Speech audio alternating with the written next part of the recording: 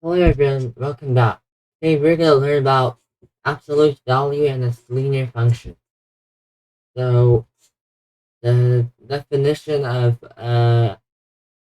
absolute value A, this is when divided into two sections. The first section is when A is bigger than 0, absolute value A equals A.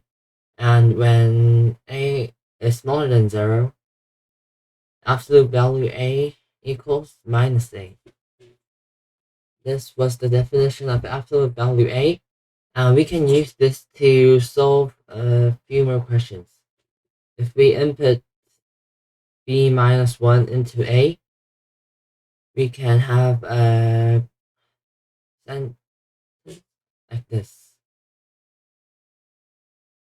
And we can use this and use the definition of this absolute value A to solve this. So you can divide this into two sections as when b minus 1 is 0 or bigger. And you can turn this into when b is bigger than 1.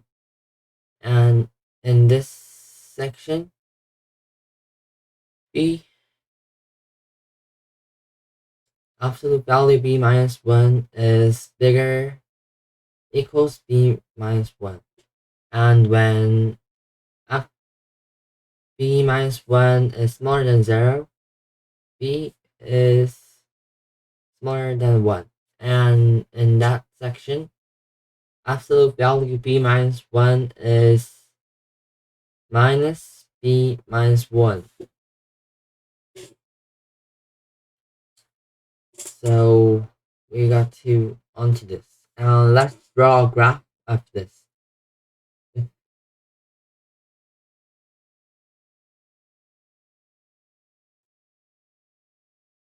So if we draw a graph of this, let's first draw this section. So how we turn this into a graph? We can say that a is x, and y equals absolute value x. We can use this. So the first section is when y absolute value x, and x is bigger or the same as 0. Uh, we can use this. So y equals x. The graph starts from where x is bigger than 0, bigger or the same.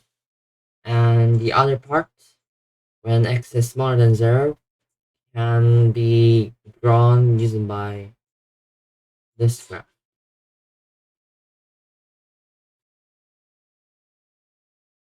So the graph of y equals absolute value x looks like this.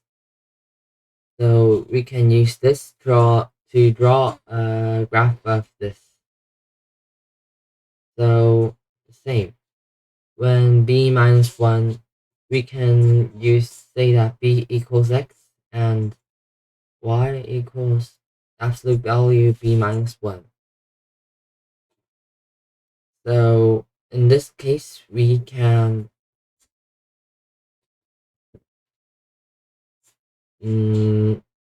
divide it into two parts from saying that when x is bigger than 1 and when x is smaller than 1. When x is bigger than 1, let's start. So y equals x minus 1. And the graph of that looks like this. And when x is smaller than 1, the graph looks like this. It's similar to the graph above, but just one left, one right. every bit of the graph is moved right one block. So we can use this to make a new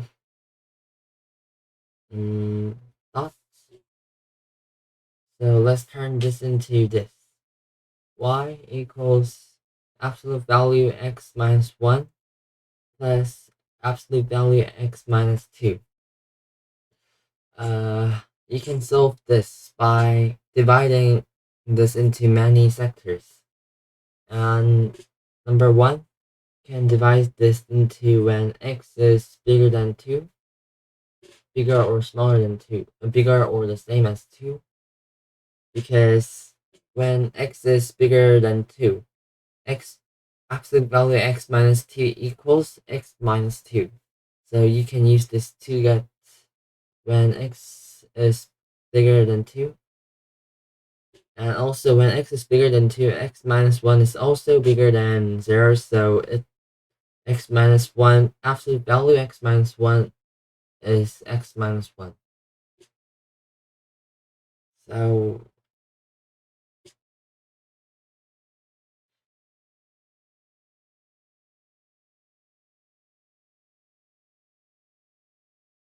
y equals x minus 1 plus x minus 2, and that equals 2x minus 3. And the second section, when x is bigger than 1 and smaller than 2. This time, y,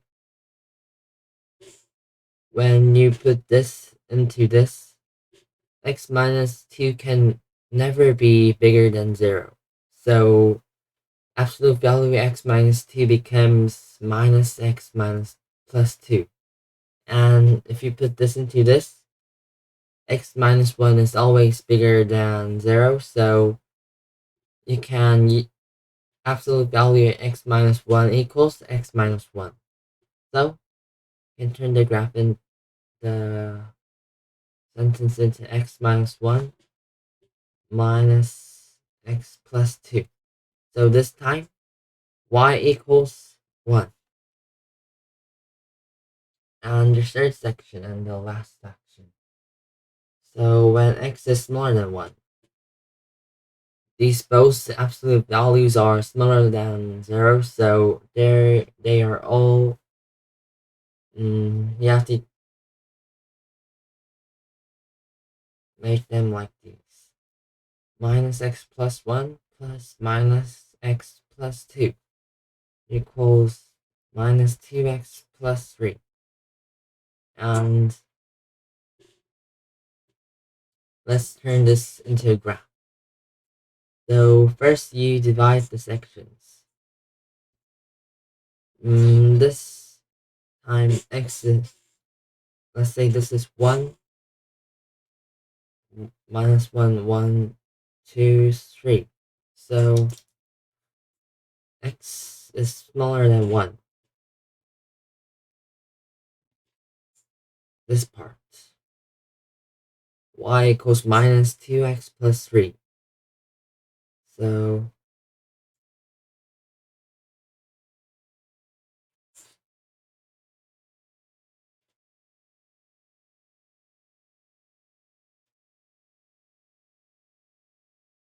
the graph looks like this.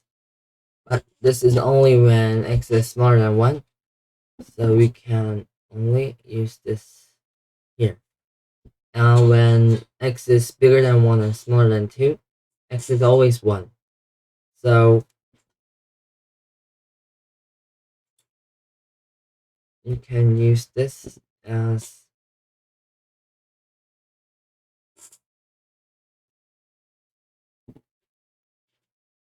this is 1. So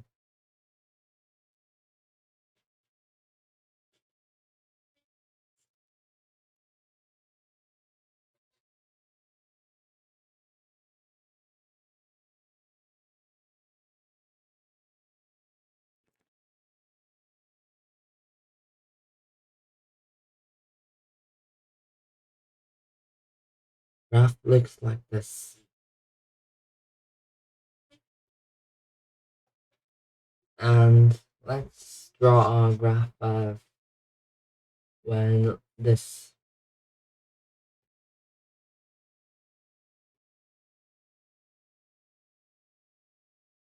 You can use the same way that you solve this by for solving this. Let's do it quickly. We can divide these into four sections. When x is smaller than 1, and when x is bigger than 1 and smaller than 2, and when x is bigger than 2 and smaller than 3, and lastly when x is bigger than 3. And each time there is a function for it, and if you use these functions to draw a graph, the final graph looks like this.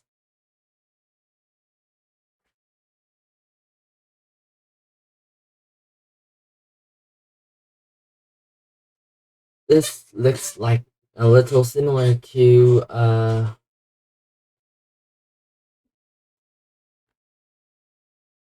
this is a linear function, but it looks like um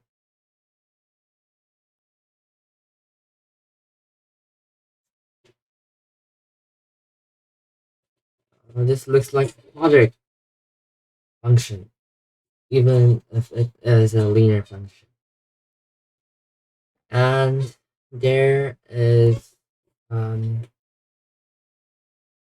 rule for how this graph looks like.